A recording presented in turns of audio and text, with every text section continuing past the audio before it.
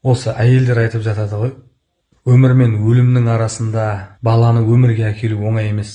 Осы күйеуімнің 4-5 бала шағасын солай қиналып өмірге алып келдім, бірақ мені бағаламайды. Адамнан адам шығу оңай емес деген сияқты да.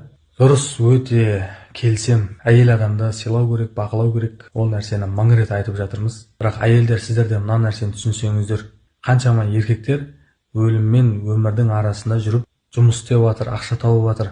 Біреулер шахтада, біреулер мұнайда, денсаулығының өмірінен айырылып, неше түрлі оқыс жағдайлармен жаңалықтан көріп жатсыздар. Немесе сол отбасы бала шаға үшін деп таксовать етіп, қаншама авариямен өліп кетіп жатыр да жігіттер.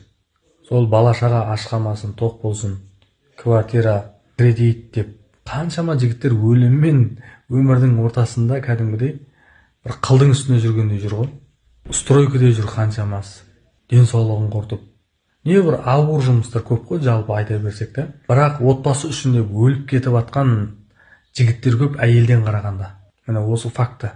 Сол үшін күйеулеріңізді, жігіттеріңізді бағалап қойыңыздар, қолдап қойыңыз. Ол жігіттер айта бермейді. Үндемей сол тірлігін жұмысын істеп жүр. Бірақ кейбір мазасыз әйелдер, мені бағаламайсың, мен көңіл бөлмейсің, мені үйтпейсің, мені сөйтпейсің деп өзін солай жертва сезіне беретін әйелдерді, күйеулерді бағалаудан да сыйлаудан да шаршап кетеді, надоел болып кетеді. Сол үшін еркек адамдарға да бір қолдау, мақтау, түсіну, оларға да жақсы сөз айту, әйелінің бір риза болып жүргені бір үлкен мотивация да еркектерге де.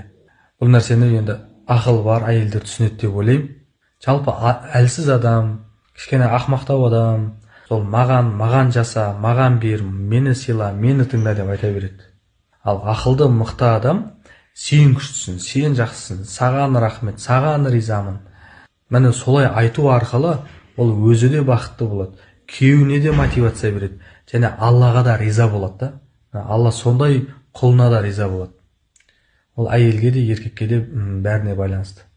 Ал ақмақ адамдар бір-біріне осындай видеоларды үйрету үшін, түсіндіру үшін, сен маған жасамайсың, сен маған істемейсің деп жібере береді. Сол үшін ақылды әйел болайық, ақылды еркек болайық. Егер отбасылық мәселе болса, жеке консультация алыңыздар.